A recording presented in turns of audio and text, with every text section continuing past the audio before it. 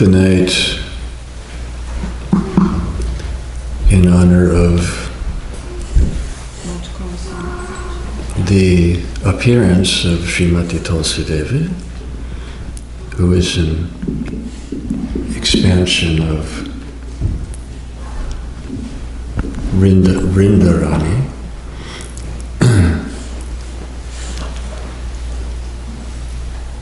we will be discussing a conversation she had with Srimati Radharani from Adi Leela chapter 4, which is the confidential reasons for the appearance of Lord Chaitanya, in which Krishnadas Kaviraj Goswami quotes from his other masterpiece, Govinda Lilamrita, both of which appeared on the shore of Radhakund, where he spent the last 50 years of his earthly existence. And in that wonderful chapter, delving into the intricacies of Krishna's wonderful heart, in what inner thoughts led to his conclusion that he would have to come as a devotee to understand the three internal reasons for his appearance,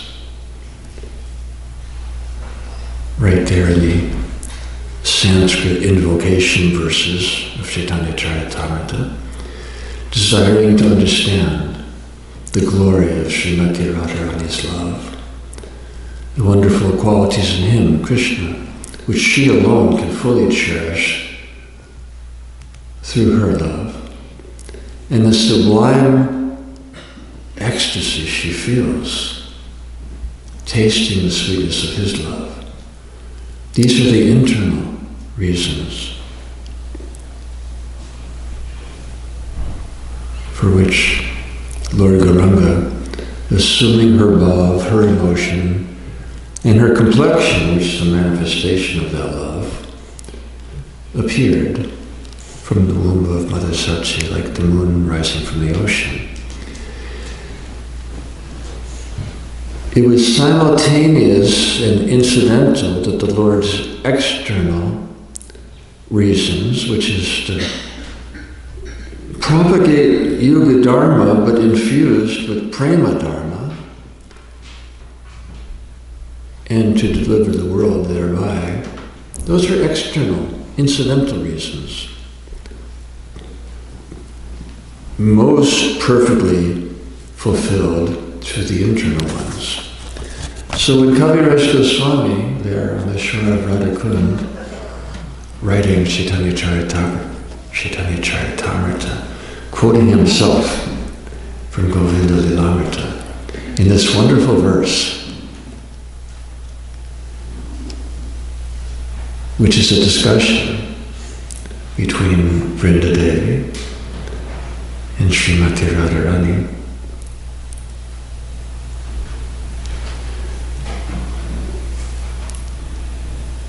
Srimati is in her man bhav, she's pouting because she's upset with Krishna. This is a very exalted form of ecstasy. And she's keeping a distance from Krishna.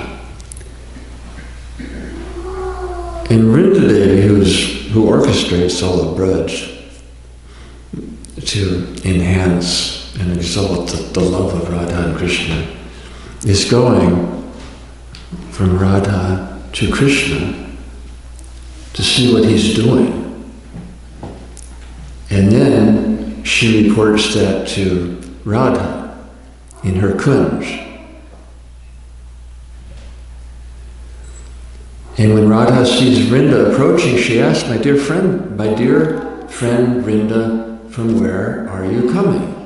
She points to the north from Radhakund. No, she points to the north I'm coming from the lotus feet of Sri Krishna. And then Radha, where is he? He's at Radha Kund. What's he doing there? He's learning how to dance. Who's teaching him?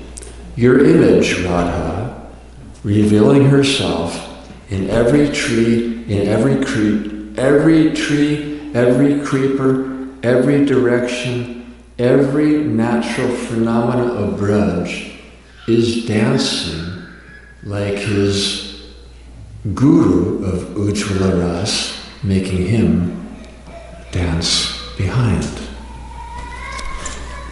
Now, regardless of the poetic merit of this verse, the significance is profound in terms of what we've been trying to achieve this month and conclude tonight with Kartik Purnima.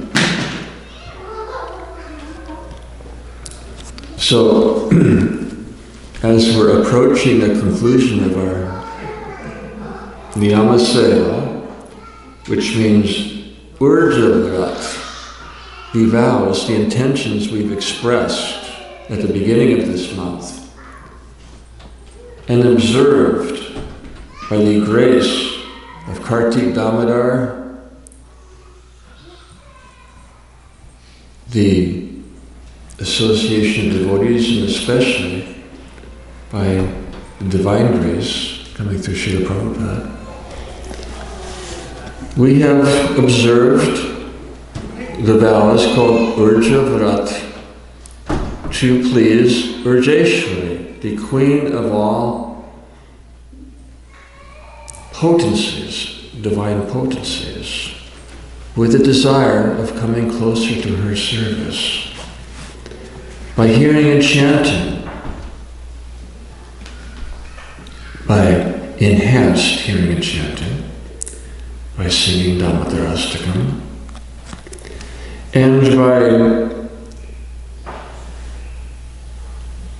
darshan of Vrindaban, with emphasis on those places where the dust of Srimati Radharani's feet lingers, like Kushum Starovara, just outside, Prem Starovara, or inherent to this verse, and the culmination of all such places, Sri Radha Kund. Kartik is the king of months, whose queen is Srimati Radharani. Vrindavan is the queen of all tirthas, whose crown is Radha Kund. And this month is dedicated to the pleasure of Srimati Radharani. And everything we do is with a yearning to attract her grace. And if we think we've succeeded, then we've missed the point. But if a yearning has developed,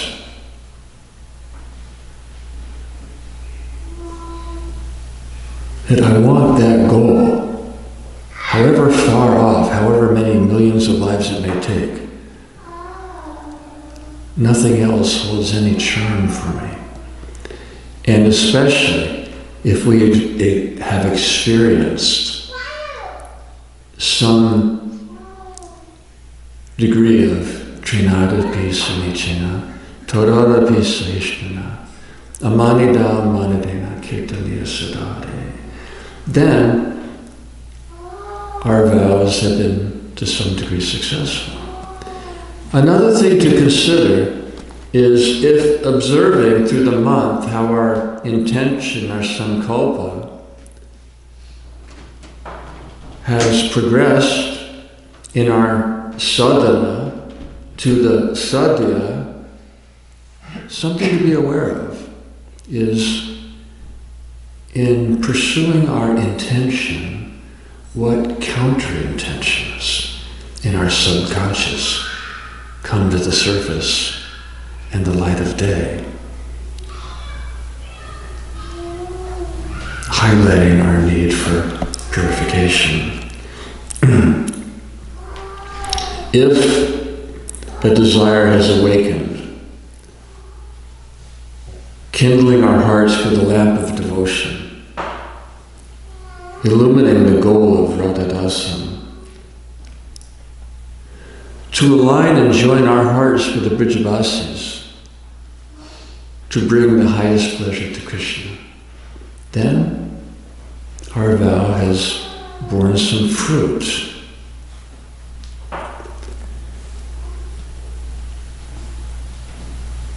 But that's not something to be abandoned at the conclusion of the month. Whatever we've gained, now is the time to realize, to assimilate, to integrate that into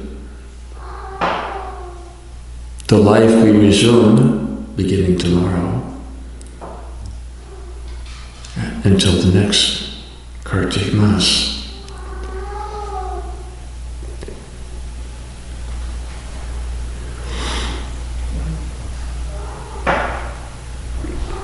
We may wonder how other sampradayas, like Pushti Marg,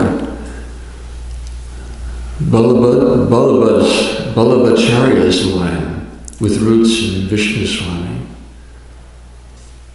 who obviously have such sweet, natural, and strong affection for Gopal Nathji, the deity of Madhavinda Puri,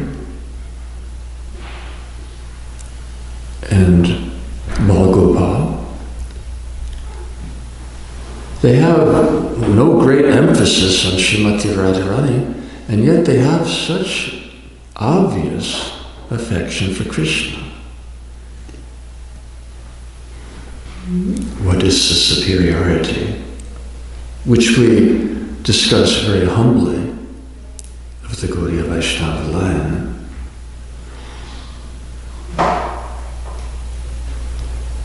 Srila Bhaktivinoda Thakur has expressed this very clearly, succinctly.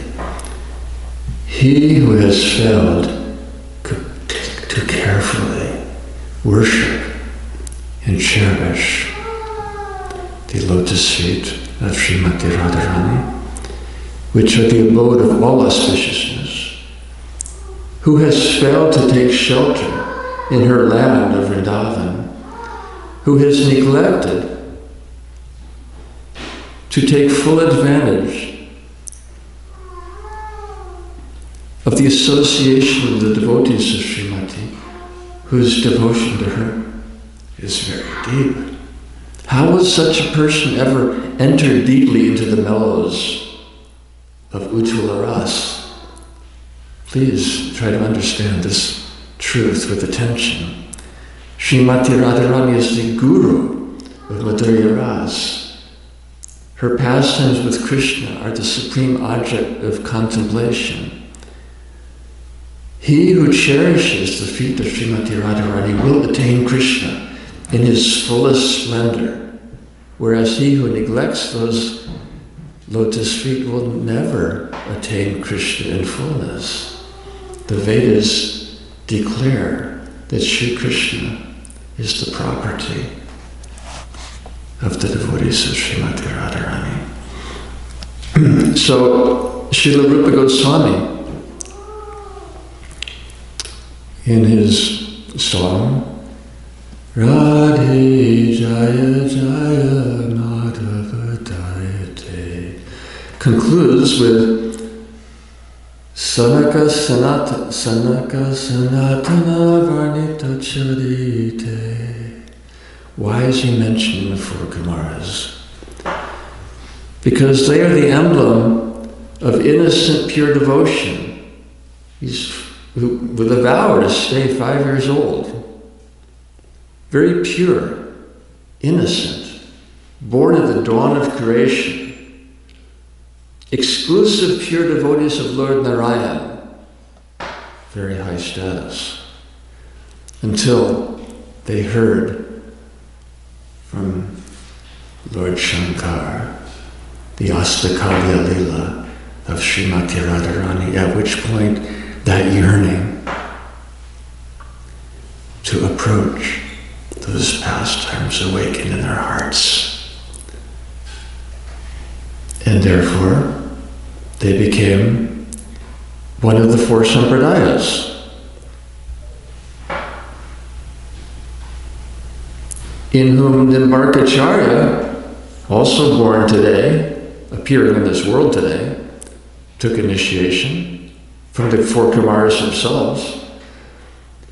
And from Nimbarkacharya, Lord Gauranga received those two sacraments. He received two sacraments from each of the four founder acharyas. From Nimbarkacharya, he received the high esteem for, of course it came from him in the first place, and he's the one who gave it to the four Kumaras, but he received it back as Lila.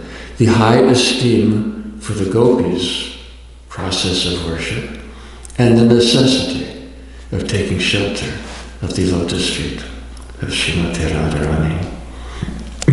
So, when that hankering, that yearning grew into lolium, that most coveted emotion, transcendental greed, not like the greed of this world, which is selfish. Lolium is selfless, yearning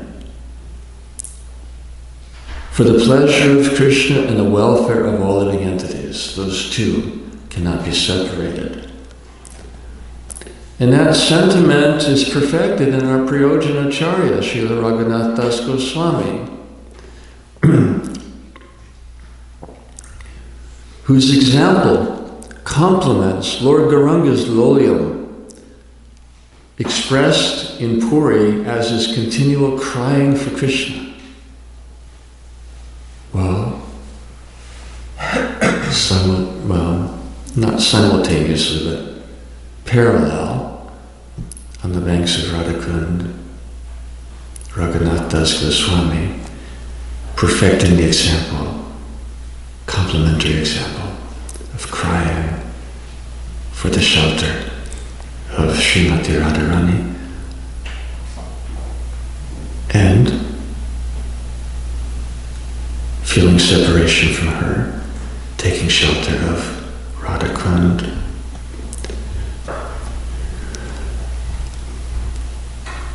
So as there's no difference in tattva between Sri Krishna and his holy name, there is nonetheless, because of Achintya Bheda, Abheda tattva, there is a difference in terms of mercy. Holy name is more merciful because it's accessible to anyone and is especially involved in our attaining to the service and shelter of Krishna. In a similar way, there's no difference in tattva between Srimati Radharani and her divine kund. And yet there is a difference in mercy, because her kund is always available in tangible form. Liquefied praying, which appears as water, available for our bathing, our achman, our worship, our purification.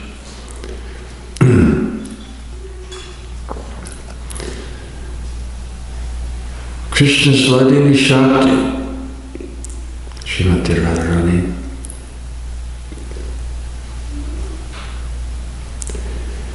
is the essence of all forms of devotional service, from Shraddha, to do sadhu sangha, bhajana kriya, anartana vritti, nishta, ruchi, ashakti, prem. They're all different manifestations of Srimati Radharani, but we can't see her. You can feel her influence in all those forms of devotion, can't see her. She's visible as Vrishabhananandini and Radharani. So our Prayojinacharya, Srila Prabhupada expressed that aspiration of the Gaudiya Vaishnavas is to become a speck of dust at the lotus feet of Sri Rupa and Raghunath. That Prayojinacharya, a resident, steward of Radhakund, devotee of Radhakund, for decades residing there, crying so fervently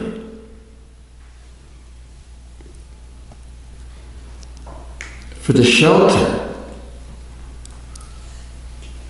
of his goddess, so the other residents of Radhakund would pray to Srimati that even if you choose to conceal yourself from us, please grant your audience to him because of his loyal. And what was his, in a sense, well, in terms of this particular verse, we'll focus on one shloka from his Vilapa Kushamanjali, the sequel to Manasiksha, of sweet and fragrant Radhakund. In a kunj on your shore, immersed in Mahabhav, our only goddess sports with her beloved. Since you are dearest of all to them, please grant me darshan of my lords, Shri Shri Radha and Krishna, who are my life and soul.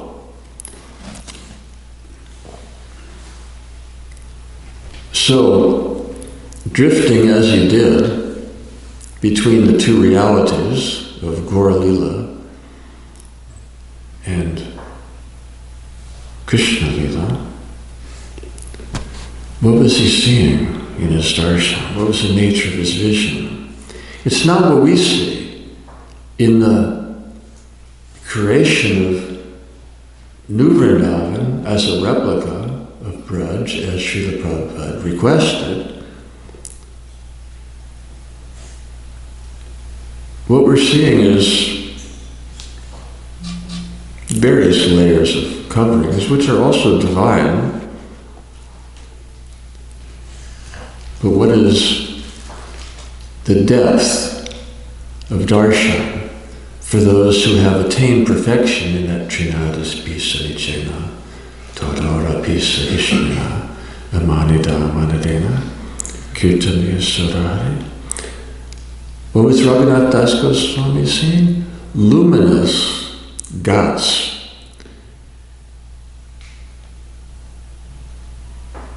A bejeweled causeway from the bank of Radhakund to the lotus kunj in her heart, which is the abode of Anangamanjari, who becomes Janavadev in Chaitanya Lila.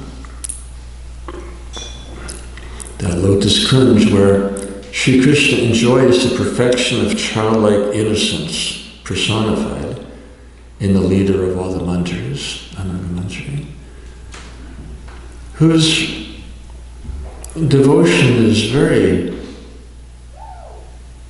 appealing to Krishna because of their sweet innocence combined with an age of intense emotional expression. And Anangamanjari assists Rupa Manjari very closely in serving new recruits to the spiritual world and helping them become familiar with their services and associates in pastime places. So, for a soul in the state of samadhi, the beauty of Radhakund is simply breathtaking. The parrots are continuously, spontaneously composing new love songs to enhance the love of Radha and Krishna, as the bees maintain a continual background sound of Om. And beautiful swings from flower-laden trees with clusters of multicolored bouquets further decorating them, and those trees bowing down with the weight of their fruits. And the breeze, which creates visible waves of flower petals and pollen descending across the landscape surrounding Radhakund. And the kalpavrikshas and chintamani stones are all fully conscious devotees who can make others fully conscious if we approach them with the proper humility and surrender, which will fulfill all our desires. Jeweled sitting places, which are warm in the winter and cool in the summer. Arbors, gardens, orchards nestled amongst the most enchanting landscape.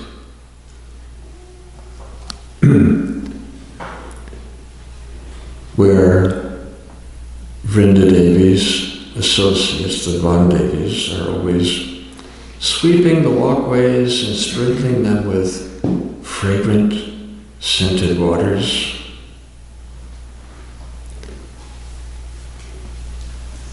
And draping strands of intoxicatingly sweet flowers in the archways between the different kunjas, and overhead floral tapestries, and flower beds made of many layers of lotus petals covered with silk cloth.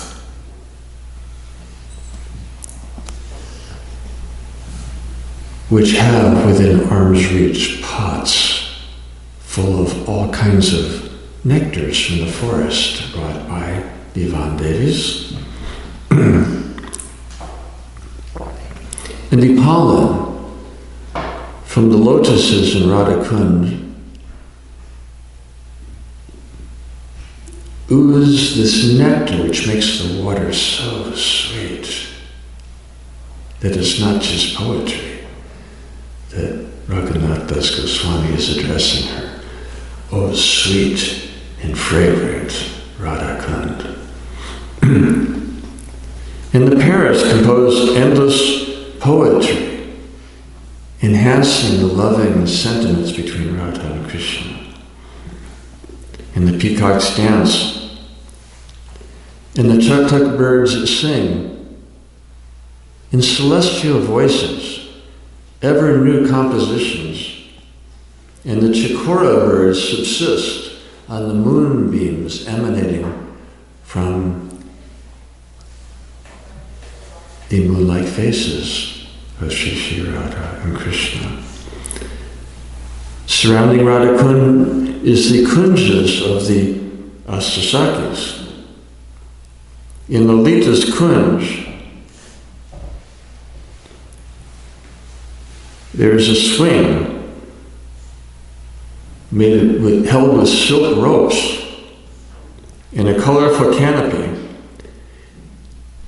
and flower decorations interspersed with coral and ruby patterns. And Vrindadevi pushes Radha and Krishna on their swing as the Sakis sing.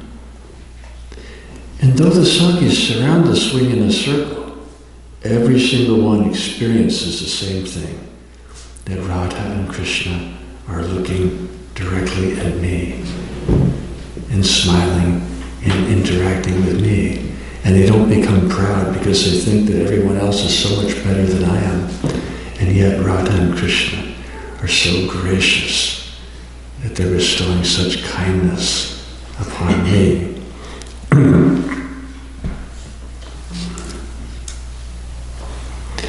Champaklata's kunj is a favorite because, like her, the kunj has a golden hue.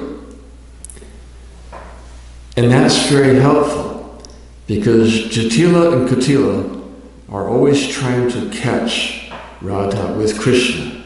And when they're together in Champaklata's Kunj, due to the golden effulgence of that bower, Radha becomes invisible. When Jatila and Katila come, even though Radha and Krishna are seated side by side, they can only see Krishna. And they think, yeah, it's true. She's not with Krishna. And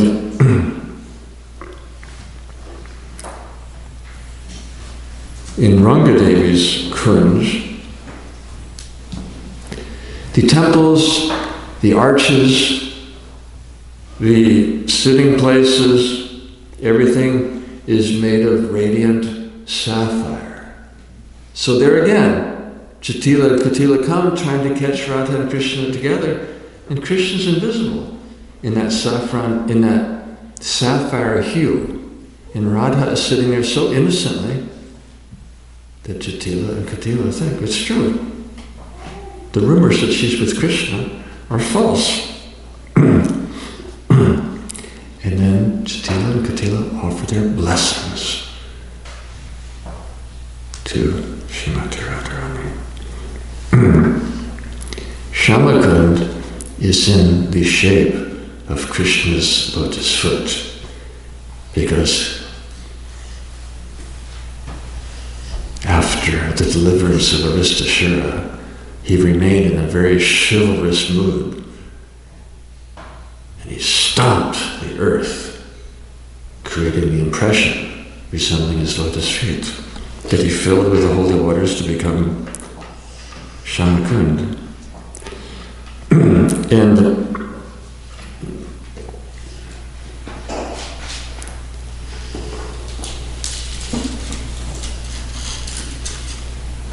it is a center of so much devotional activity, where Lalita Devi enhances the love of Radha and Krishna by composing these brilliant riddles which instigate loving affairs. Vishaka paints floral designs and facial patterns on Radha and Krishna to make them ever more beautiful.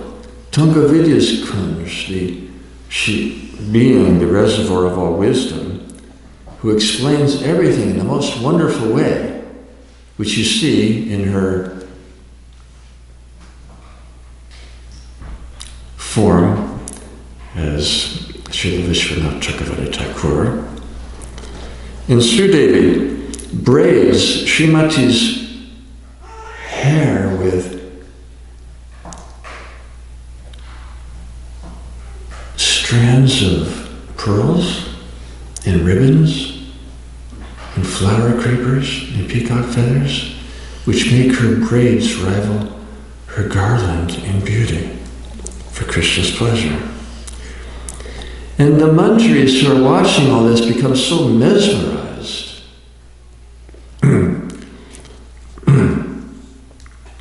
that they spontaneously compose endless poems, songs, dances, and dramas, which they continue to do when they return as the 6 Goswamis of Vrindaban, writing books to help us enter into these pastimes.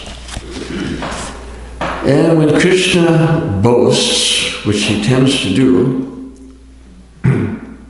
Lalita Devi is very expert at defeating him.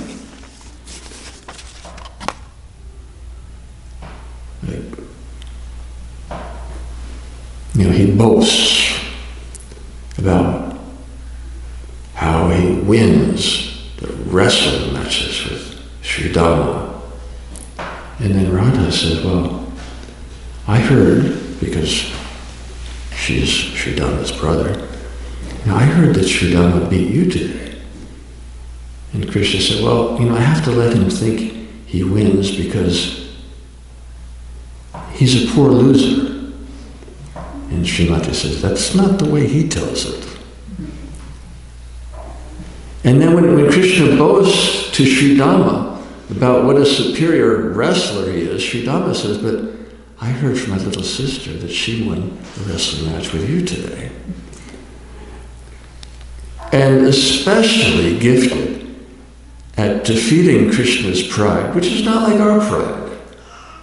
It's a manifestation of his divine humility for the pleasure of his servants.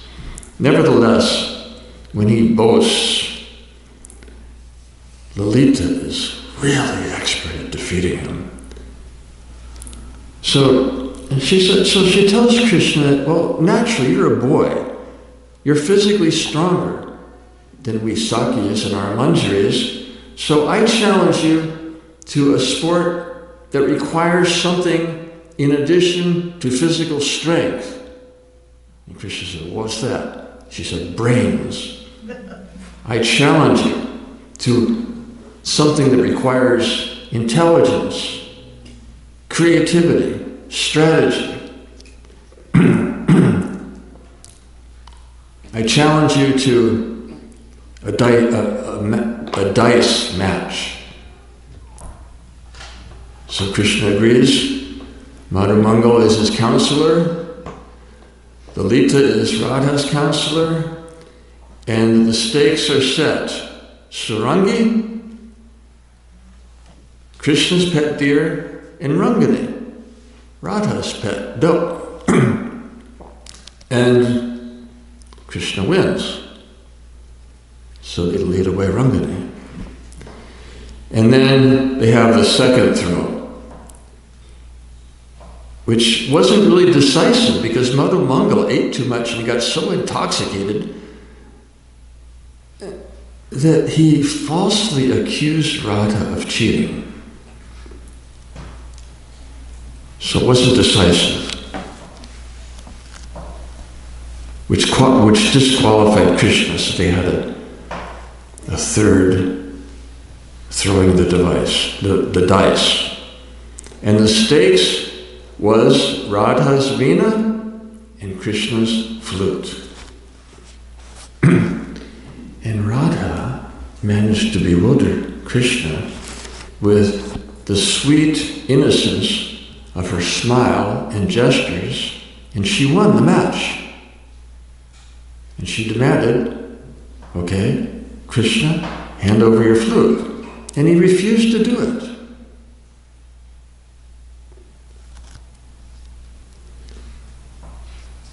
Even though her friends were cheering that she won.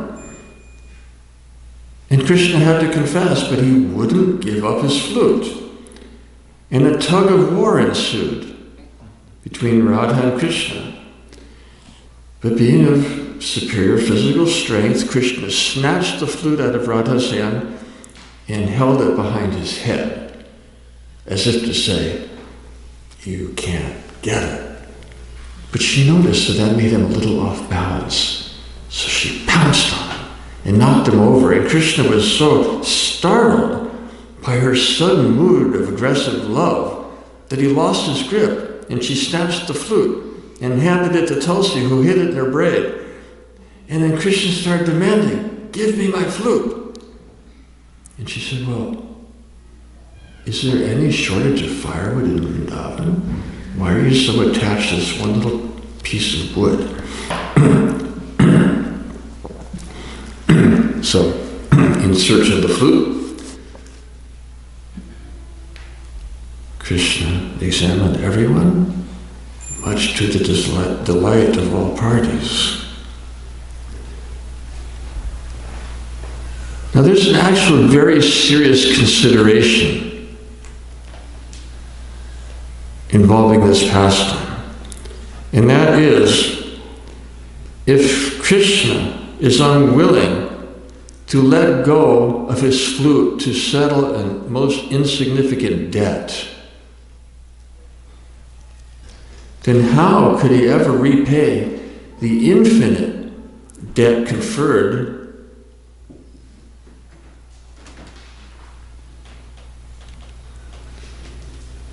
in his never-ending pastimes, in which he has to confess to the gopis that I am unable to repay you for your super excellent love.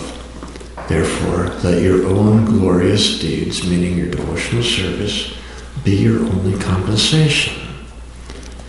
And yet, Krishna is not one to remain a debtor forever because he's a gentleman. Really. So just as in Damodar Leela, Mother Jashoda's son is calling all the monkeys from Ram Leela to repay them from the debt he incurred in receiving their sacrifice and service in rescuing Sita. So similarly, the debt Krishna incurred in his Braj Leela was paid back more than fully when he returned as Lord Chaitanya. So that full-blown lotus of Braj Mandala, which was unveiled during Krishna's pastimes on earth, was concealed once again with his departure. Tonight, he departs from Vrindavan and returns to Mathura. And thereafter, darshan of Sri Dham, darshan of the holy Dham, endures only in the hearts of her devotees, immersed in exclusive state of samadhi. And glimpses of that ultimate abode are revealed in their songs, poems, prayers, dramas, purports, ministries. And with the arrival of Lord Chaitanya, who reaches Vrindavan today, last day of Kartik, Lord Gauranga reaches Vrindavan. A renaissance of devotion was kindled, expanded in the services of the 6 Goswamis, culminating in the mission of Srila Prabhupada, who so perfectly fulfilled and personified that essential verse in Gopi Gita. Tavakatamritam, Taptajivanam, O my Lord, the nectar of your words and the descriptions of your pastimes are the life and soul of those who are tormented and aggrieved in this material world. These narrations are transmitted by exalted personalities, and they eradicate all sinful reaction. Krishna Katha is filled with immense spiritual potency, and those who deliver that message are certainly the most munificent welfare workers. And by Srila Prabhupada's divine grace, we have been granted darshan of Vrindavan, along with his most compassionate mission of manifesting a new Vrindavan, none different from Braj Mandala, for the welfare and upliftment of the world. Thank you very much. Are there any questions or comments? Yes, Bhagavad Gita. I was just thinking as you were relating very lofty and beautiful pastimes of Krishna, how on one hand they seem to be near because of the blessings of the Goswamis and the books that they've written, but on the other hand I always feel that they're very far away too. When Lord Chaitanya was here, and all those great souls at that time appeared in the world with him, they received Lord Chaitanya's mercy, and then they wrote all those books. So I was thinking that for a fallen person like me, probably the best thing to do is to remain very focused on Lord Chaitanya. And I think that maybe when the day comes that I can meet him and Lord Nityananda, then the pathway to these higher, loftier things that we sometimes discuss will maybe be available. And I was wondering what your thoughts were on all that. The fact is,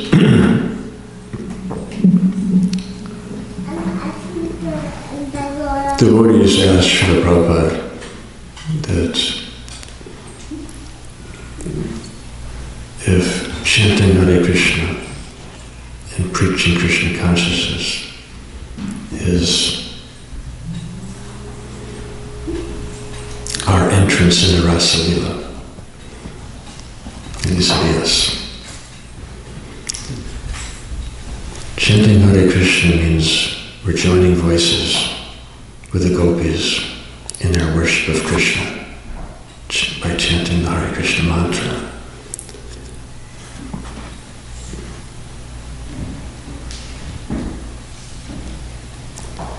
Progress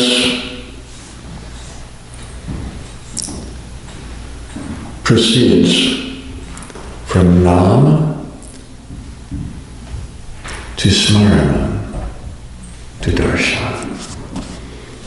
When the holy name actually takes root within our hearts, then the form of the Lord appears in our meditation, and his pastimes and associates and qualities all follow one after another. So the holy name is both the means and the end of spiritual realization. So we're already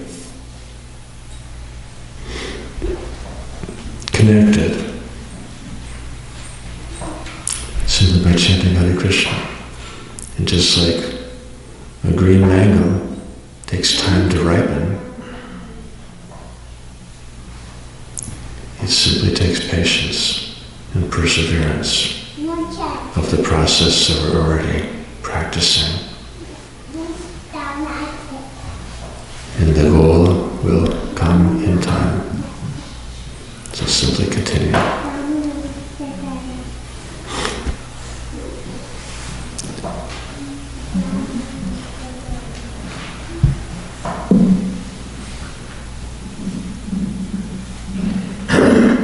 Maharaj, in the Krishna book,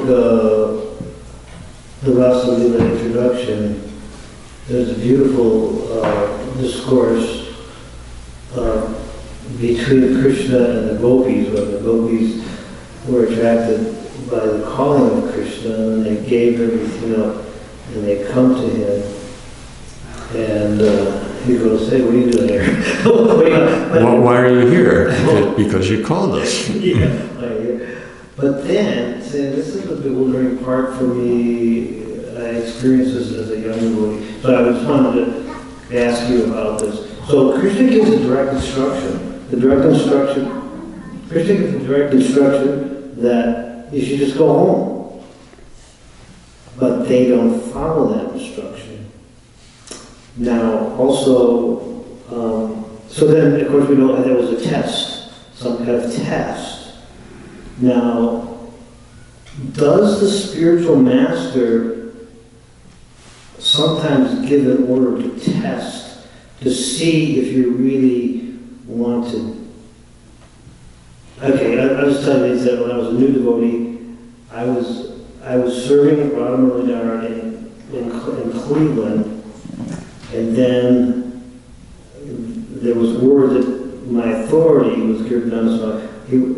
He asked me to go to Bloomington, Indiana to join the devotees there for a preaching center. So when my immediate authority told me, he's just testing you to see how much you were attached to Radharani. So he was trying to convince me that it was just a test and that I should challenge. And basically disobey the order because he was just testing. So the gopis were being tested by Krishna, does this really how do we know if it's a test or if it's just, we should just follow the order? Or? The real test is what kind of servant we are. Third class, second, or first class. Third class servant does what he wants and dovetails it with Krishna's service. Second class servant does what he's asked. First class servant knows the master's heart. And when the tests come, and whether we're on whatever level, we have to introspect and see what is our level. First, second, or third class. Are we just doing what we want? And the test is making that evident? Are we doing what we're asked? And the test is revealing if we actually know the Master's heart.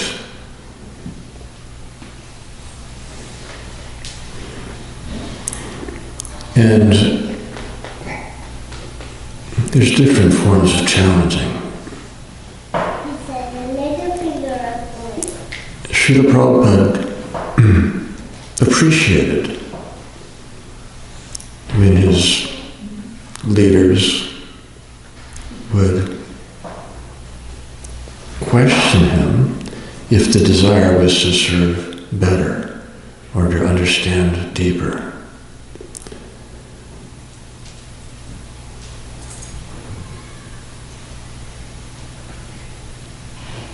Challenging in the mood that we know better is disastrous for spiritual life. Whereas questioning to see if we're understanding properly and deeply can be very helpful in progressing from third class to second to first class servant. So it really requires some introspection. When the activities and others bewilder you, introspect, look within. So in that interaction with Krishna and the gopis, what actually transpired to, I'm trying to recall, what actually transpired that Krishna let the gopis stay there and enjoy it versus his telling them to go home and take care of their business at home? Well, they answered that we've already forsaken our home lives, because by practical consideration, they wouldn't have been allowed back. They would have been banished from family, friendship, and society because of the very conservative social culture of Braj. So practically speaking, they already had no homes to go back to. So it wasn't a real question or issue. The wonder is that after all that, and they did go home, nobody even remembered that they violated that standard, leaving them worthy of banishment.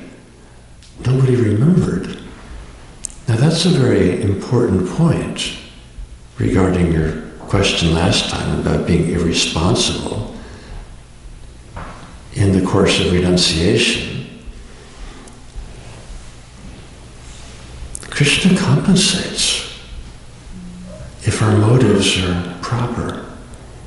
He rectifies any shortcomings in the course of our trying to go to Him.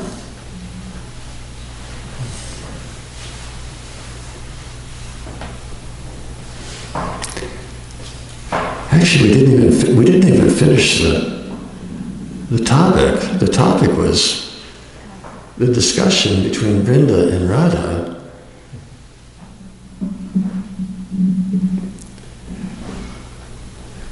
When Vrinda Devi is going from Radha's soaking kunj to Radha Kund and reporting back to Radha what she sees there.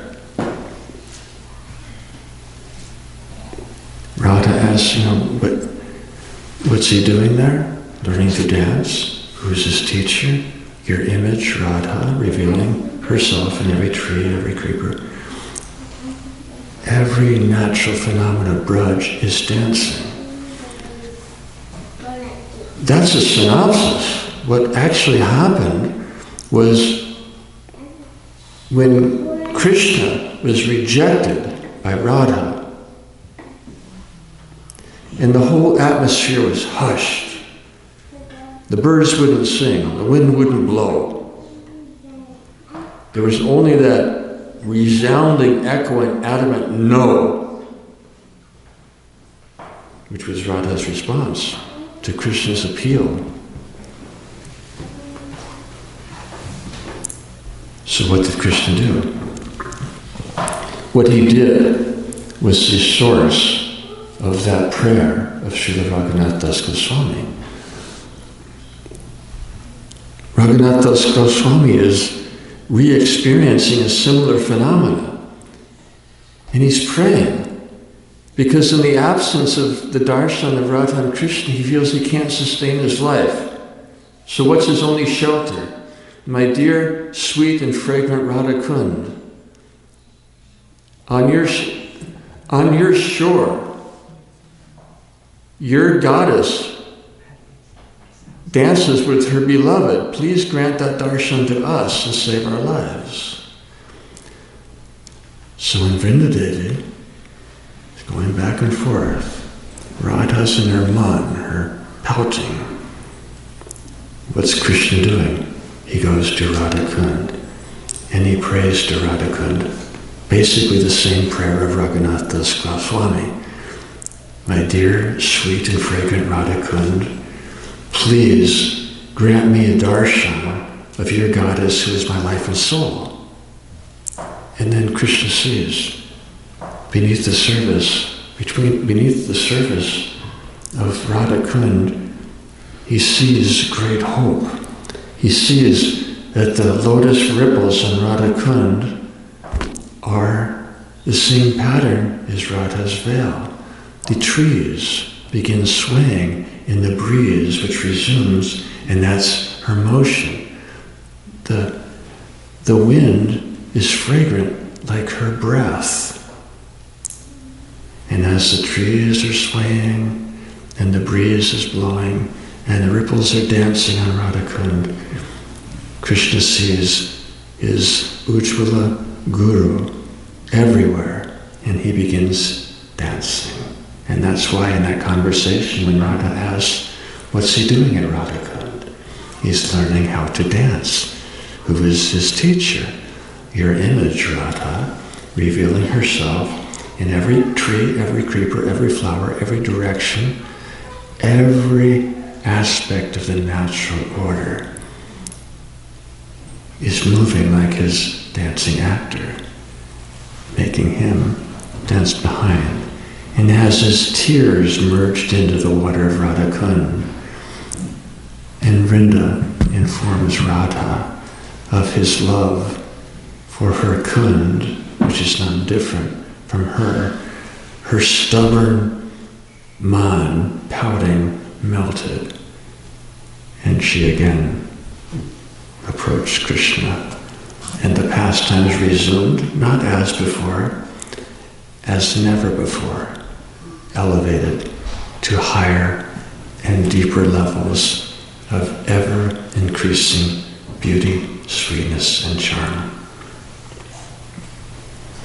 Anything else?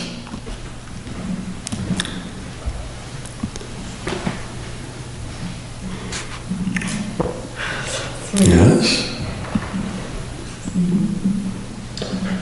Couple of questions, Maharaj. The first one, Mother Maria was giving class this morning, and she was saying that those who worship Srimati Radharani, we are in that line, we are godly as those who worship Lord Vishnu are Vaishnavas, and those who worship Krishnas are, I forgot. Karshinas.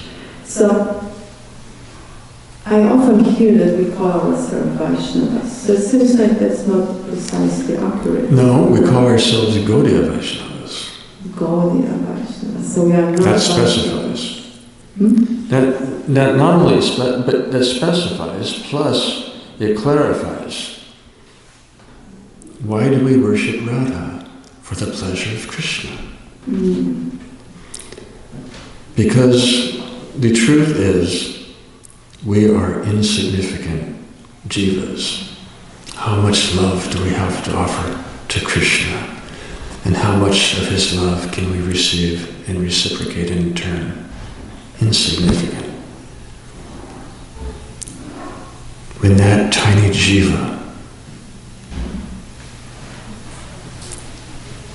unites with the ocean of prema,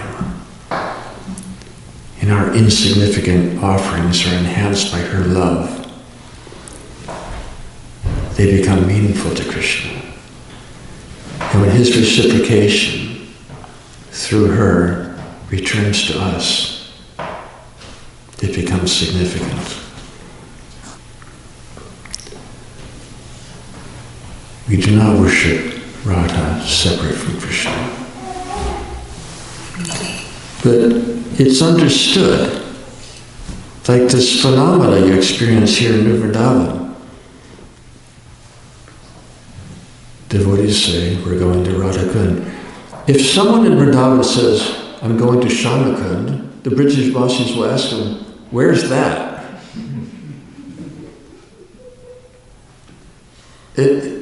It doesn't compute.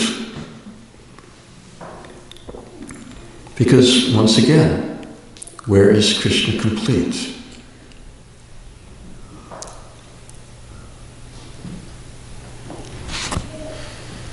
In the divine couple, Yugala Kishore.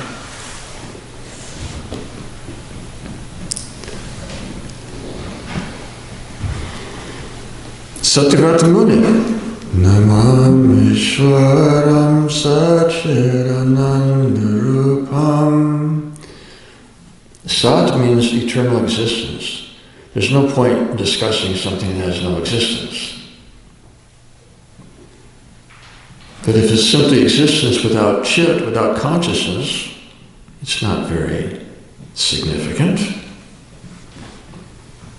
Most significant is Sat and Chit and Ananda. What is the use of existence and consciousness if we're not happy? That's the Ananda. The Ananda Swarup is Srimati Radharani. Without her, there's no pleasure for Krishna. And therefore, we don't worship him separately.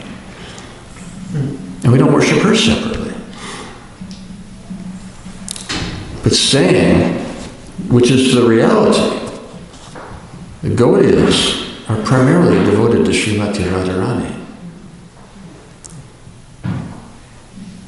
That implies for Krishna's supreme satisfaction, which is not to be achieved otherwise. And the classic example is that aristocratic family doing Dandavat Parikrama of Radha Kund when Srila Bhaktisiddhanta Saraswati was also there with his disciples.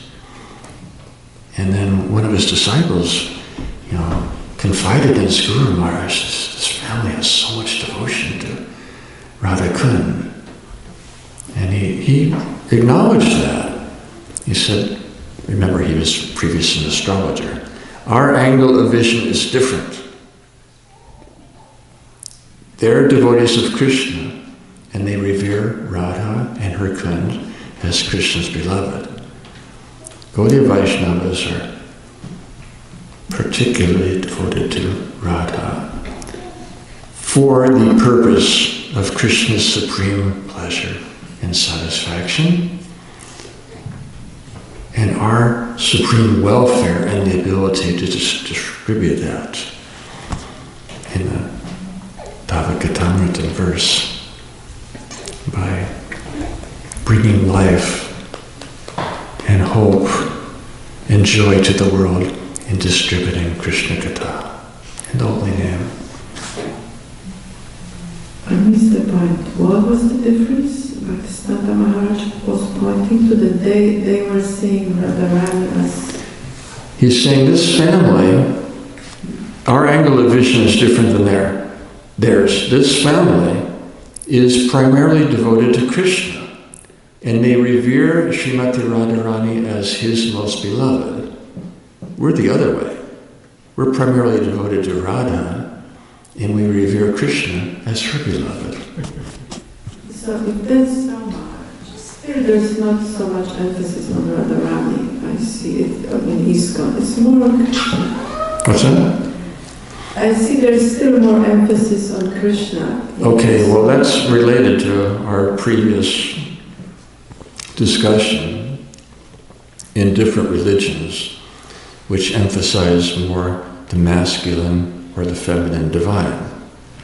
And practically speaking, you see, the religions or movements that emphasize the male divine, they tend to attract macho-type people. Whereas those who emphasize more the feminine divine attract more sentimental type. There again, where is Krishna complete? Yugala Kishore, the divine couple. We worship the divine couple. Now, the topic of Srimati Radharani is very confidential, and we don't usually discuss it very much. On days like the conclusion of Kartik, it's a most worthy consideration, because Kartik is her month. Other than that, for preaching purposes, that which is most sacred and special should be most confidential. So don't broadcast indiscriminately this most divine topic.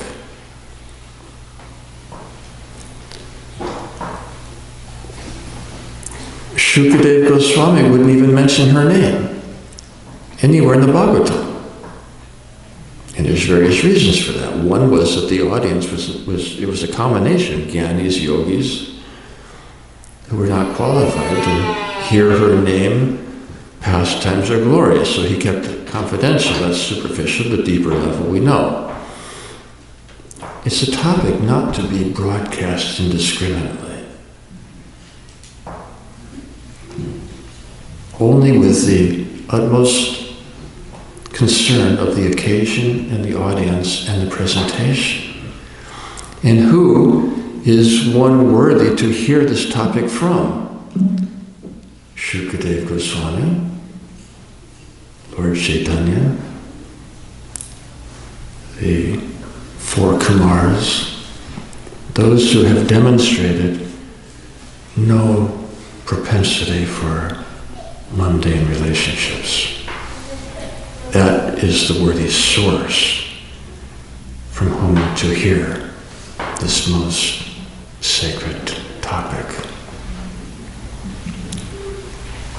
So we have to be discreet. At the same time, we can't ignore the goal, the sadhya of our sadhana. Yes. Hare Krishna Maharaj. There are certain Gaudiya Vaishnava sects or sanghas who say that we should actively pursue understanding our relationship with Krishna as whatever our relationship is, and they, some of them actively and enthusiastically read Srila Swami's book, Krishna, I can't remember. Srila Krishna. Yeah. And I have good friends that are of that mindset, and I feel a little bit uncomfortable sometimes with that point of view. That is a very healthy indication. You know, we are so blessed that Srila Prabhupada so perfectly clarified all these considerations.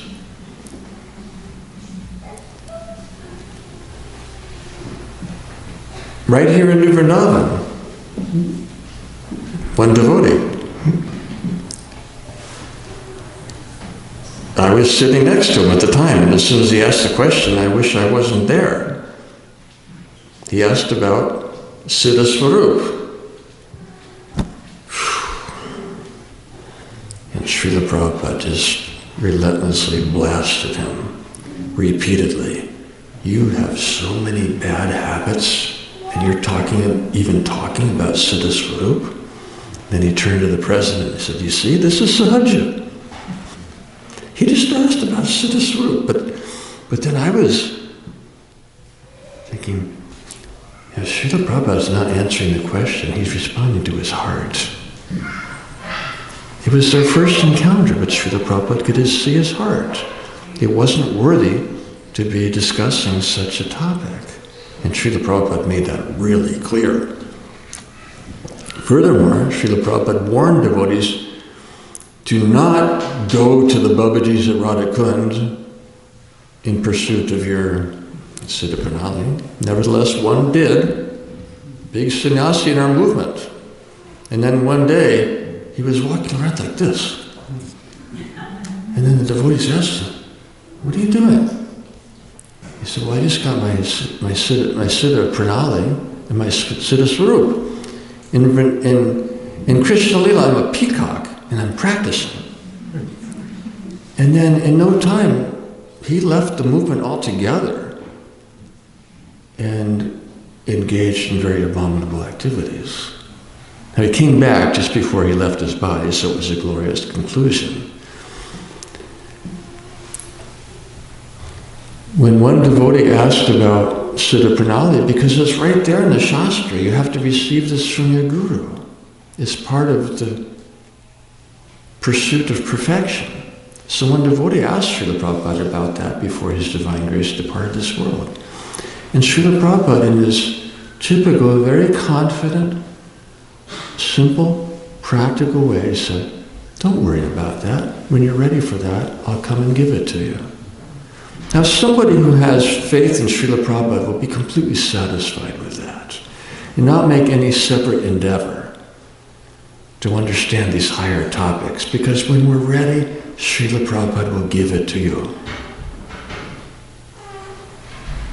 And that's why it is so safe and satisfying to be around devotees who really have implicit faith in Srila Prabhupada. Because we're confident that when we're ready, we will receive without any extraneous effort. Nevertheless, we don't want to become complacent and forget about the goal and keeping our sadhana aligned with the sadhya. But don't broadcast it indiscriminately, because it's a very confidential topic. Now here in Vrindaban, during Kartik, amongst souls who are very chaste to Srila Prabhupada's mission and vision, we have confidence to discuss such things. But you have to be really careful of your audience and your speaker. Because Srimad Bhagavatam says we can't become free of sex desire without hearing the pastimes of Radha and Krishna. But you can't hear the pastimes of Krishna if you have sex desire. So how do you resolve that apparent contradiction? By hearing from the proper source, who applies the remedy with the proper prescription according to your condition.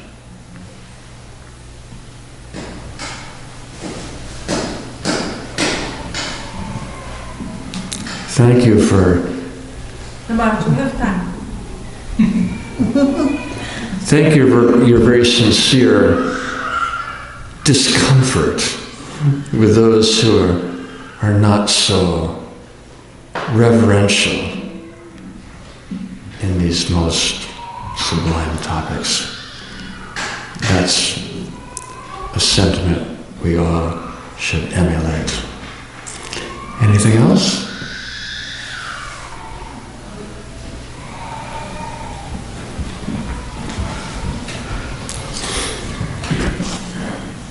So Maharaja was also trying to understand, okay, so most of us have taken up residence here in New Vrindaban, which is no different than Vrindaban. However,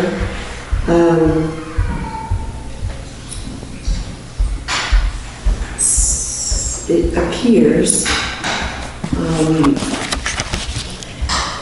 that there's still some disconnect. So is this veil individually, collectively, how can I personally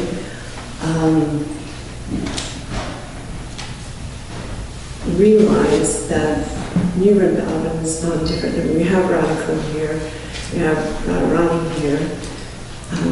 It just seems like our activities are so, not grounded in that information, so to speak.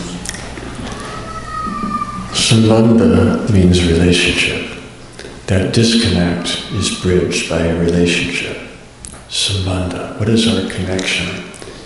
Our relationship with the environment, which is all based on a relationship with Krishna. Secondly, what, who, where is Vrindavan? Vrindavan is a state of consciousness. Sandilya Muni, the guru of Nanda Maharaj, who, resident of Govardhan, who gave instruction to Vajra, Krishna's great-grandson, who was entrusted with revealing the holy places, and Maharaj Parikshit also. He was summoned to help them reveal the holy places and how to renovate Vrindavan, which had become a wasteland, and everything unmanifest shortly after Krishna's departure. So the first thing he said was, Vrindavan means all-pervading. So where is Vrindavan? Vrindavan is everywhere. The question is, where is Vrindavan manifest? Now, Vrindavan is manifest in a certain tract of land named Braj Mandala, but it's an offense to consider a terrestrial region to be the holy Dham. Although we do revere that region as the place where the Dham manifests herself, the most sublime answer was given by Lord Nityananda to Jiva Goswami at the conclusion of their Navadvip Dham Parikrama. Jiva Goswami asked that, for 9 days I've been hearing you continually explaining how this is a land which is Chintamani Dham, everything is pure spiritual essence, and yet I see nonsense activities being performed. And Lord Nityananda explained, those activities occur on the thin film of material energy which covers the Dham like a veil. And there are people on that film of material energy who are thinking, I'm in Vrindavan, when they're actually very, very, very far away. And that connection can only be made by Trinada Pisuni Chena Tadara Pisahishna. One who is humbler than a blade of grass, more tolerant than a tree, devoid of all sense of false prestige, and ready to offer all respects to others. He can descend through that layer of material energy to access the holy Dham shining resplendently forever, like the sun, which is sometimes covered by the clouds. And it's more subtle than that, really, because the covering is really on our own hearts. Because Vrindavan is ultimately in your heart. So, not just because we live in a certain geographical region are we in the Dham. We may be far, far away. And somebody who's far away may be in the Holy Dham because of the connection, overcoming that disconnect with our own hearts. Thank you. Thank you.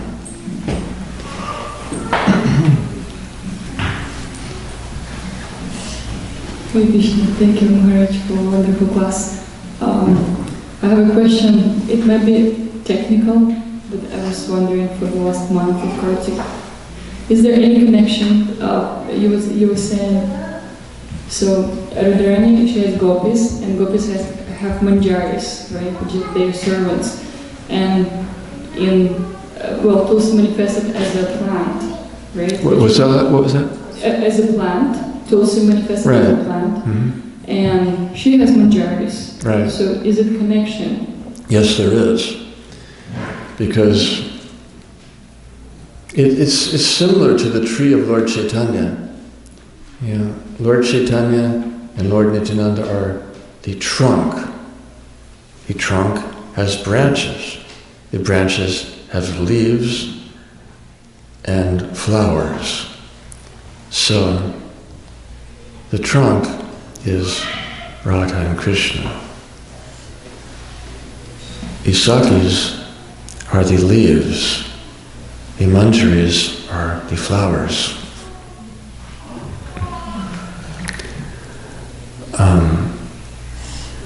Yes.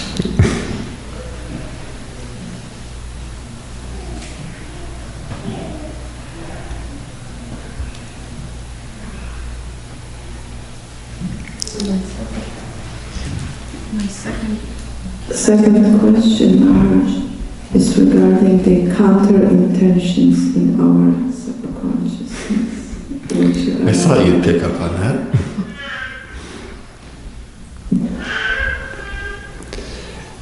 That's also called autopilot.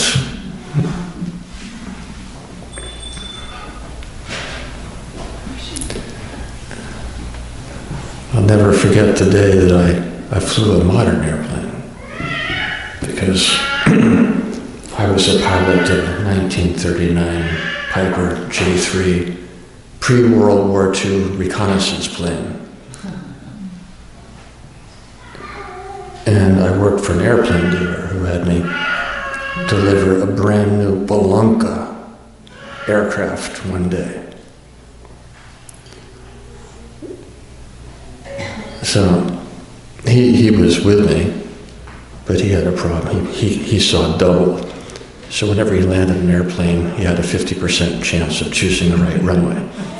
So he had a 50% chance of choosing the right runway, because after he crashed the plane, he saw double. So he brought me along to land the airplanes. Now, I'd never flown a modern airplane before. This was like a 1971 model, which was so sophisticated. I didn't know what most everything was on the instrument panel. So we're flying along, and then he starts playing with the instrument panel. I had no idea what he was doing. I didn't really care. Suddenly, the plane made a sharp right bank, went into a steep dive, and I'm fighting the controls, and they're not responding.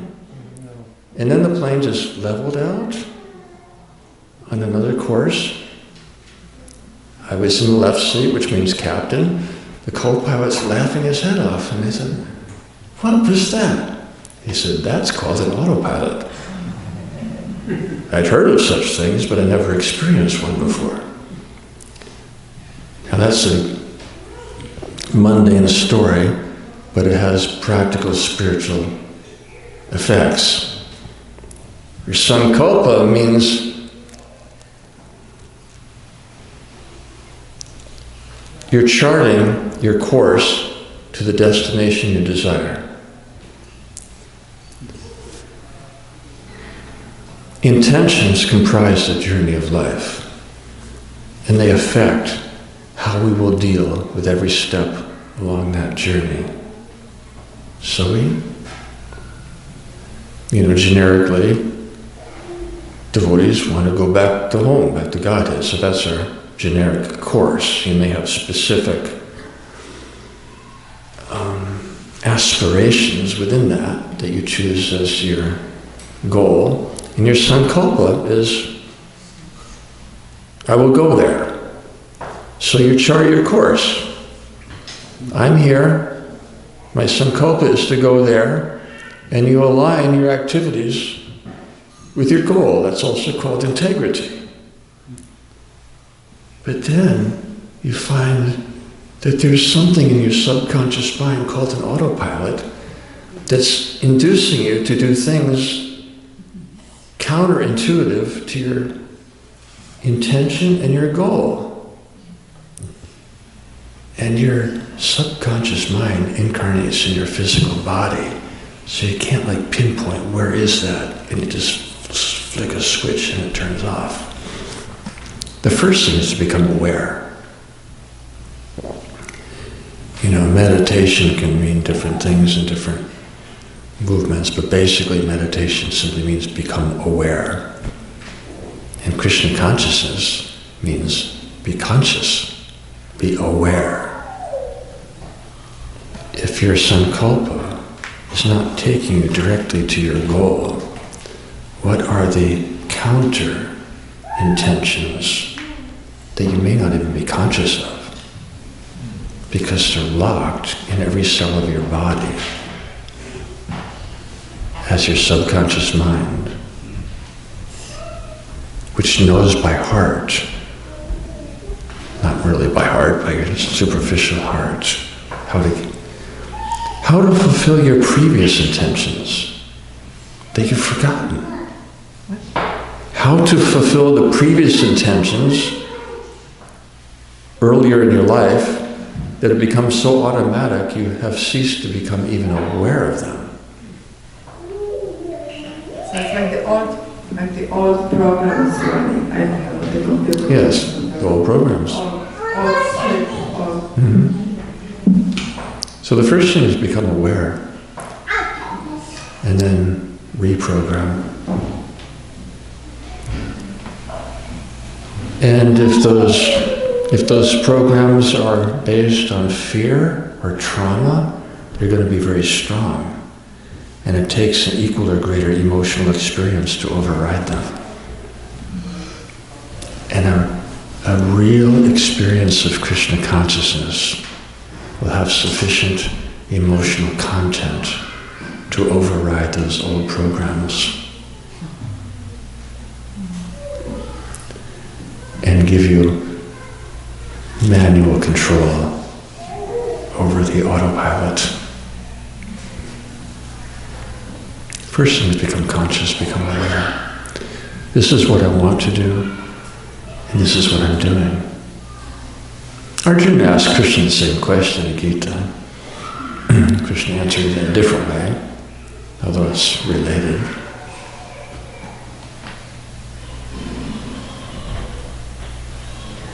Arjuna asked Krishna, what impels a man to, go against what he wants as his force? And Krishna says it's lust. Well, before coming to devotional service, we were basically controlled by lust. So we have all these subconscious programs playing that may have served us well in the past, but are now obsolete, but they're still playing. And we're unaware of them until we become conscious, which is the first part of becoming Krishna conscious. And then we reprogram them.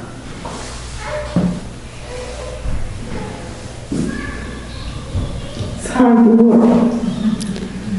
But worthy. So, don't focus on the hard work, focus on the rewards and how fulfilling it is to overcome those obstacles. And bless them, don't fight them. because they served you well at one point in life, but they're now obsolete. So bless them and replace them with something appropriate for here and now and the goal we've chosen in going home. Yes? Maharaj, an extension to that question is the first step to become aware of those subconscious or counter intentions, as you are speaking about those. How do we correct course across each of that counter intention? Let's say we talked about lust or greed or anger. Subconsciously we have programmed our reactions to certain actions, basically. So how do we replace that consciously to correct our course of action? That's assuming we're already conscious? No, so let's say we are not conscious. Oh, you're not conscious? We are trying to understand that, okay, I'm checking my nouns, but I'm not getting that realization, or I'm not getting that taste. Well, that means you're conscious. You may not be conscious of the specific obstacle, but you're conscious that there is one. That's the first step. Ultimately, it's a matter of purification and just having love of God dispel all these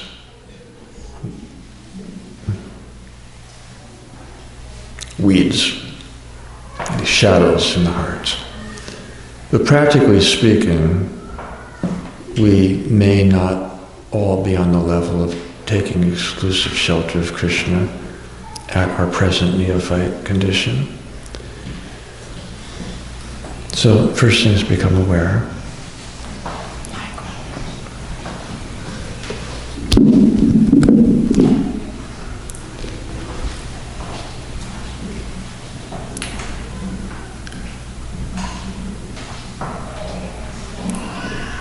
So meditation means, first of all, become aware. And then as you become aware that these counter-intentions are not serving you, practice detachment.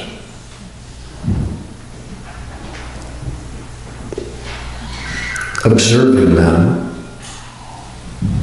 as you and detaching and distancing yourself from their influence. Observing them as you would objectively watching clouds passing across the sky. And they have some purpose, they have some function, they've served you in some way. You don't need to chase after them and invest story into them. Let them go. Detachment. Detachment means letting go, but you can't let go without also letting in. Letting go of anarthas requires we're letting in the light of Krishna consciousness, the luster of the holy name, which makes the shadows evident. And the shadows are like clouds. And we may still have some attachment to them. We overcome that by becoming more attached to Krishna and realizing that these things are keeping me back from going to Krishna. Now you can't fight anarthas, or you can, but you'll lose because they're very powerful. You deprive them of your power by becoming detached. Because power begins with your thoughts. Your thoughts are power. Your inner self-talk is power. Where are you directing it? To your anarthas, you're giving them power. Deprive them of that.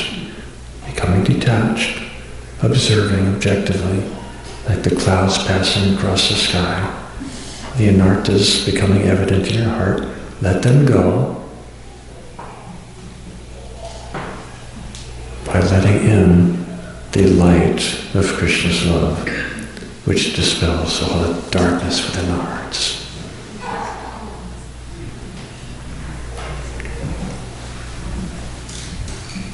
And chant Hare Krishna and find the taste for loving relationships in serving devotees, which is such a superior taste.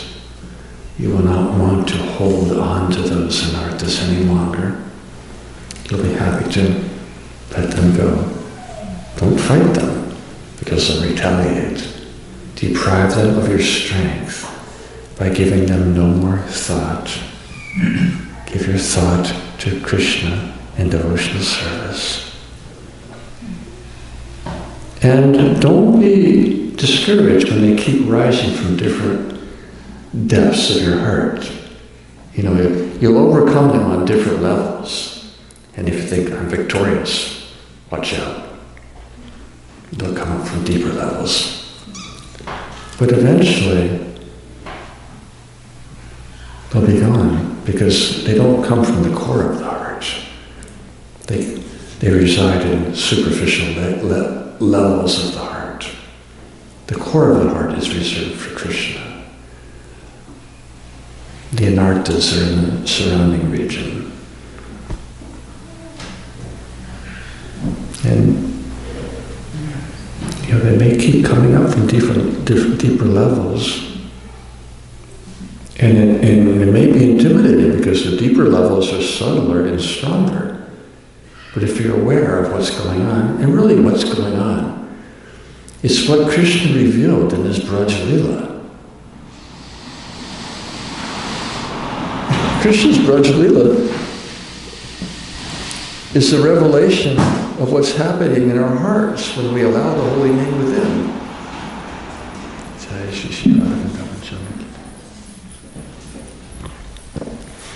Kamsa is fear. Devaki is devotion.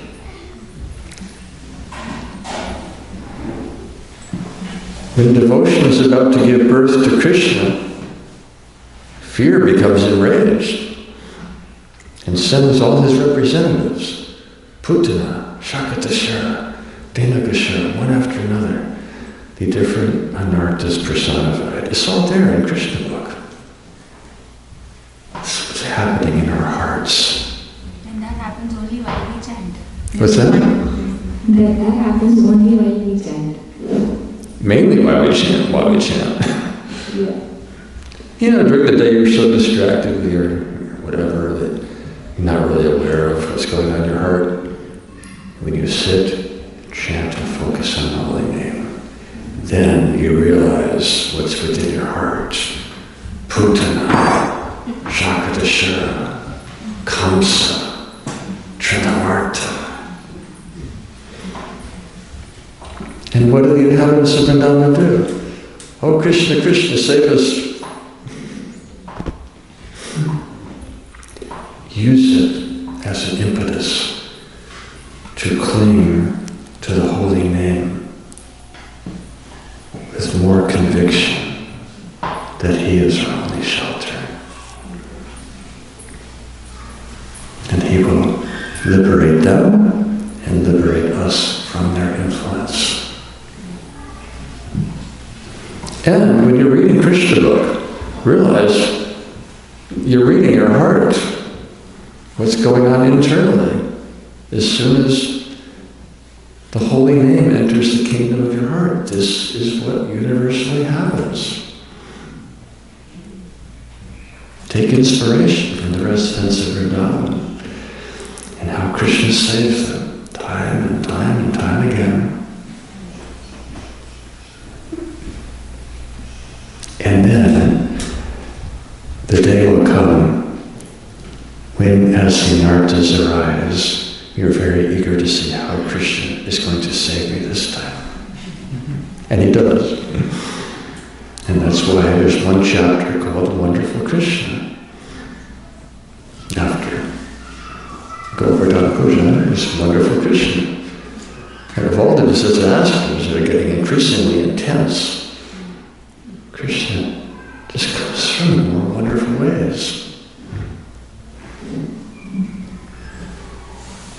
And he'll experience that. And then Kamsa, who is fear, eventually fades away. Because perfect love dispels all fear. Perfect love means Vrindavan. Vrindavan Lila. The holy name of Krishna dispels all fear. But first he's going to raise his ugly face.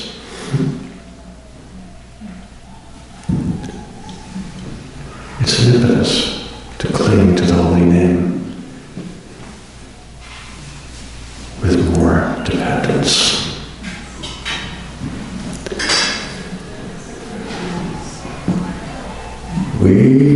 Whoever desires to do so is going to go to Tulsi's house to honor her birth and marriage today. You mean now, Maharaja? Yes. Srila Prabhupada ki jai, Shri Shri Kartik Damodar ki jai, Nitai Gaur Premanande Adi Adi Bol. His Holiness Varsana Swami ki jai.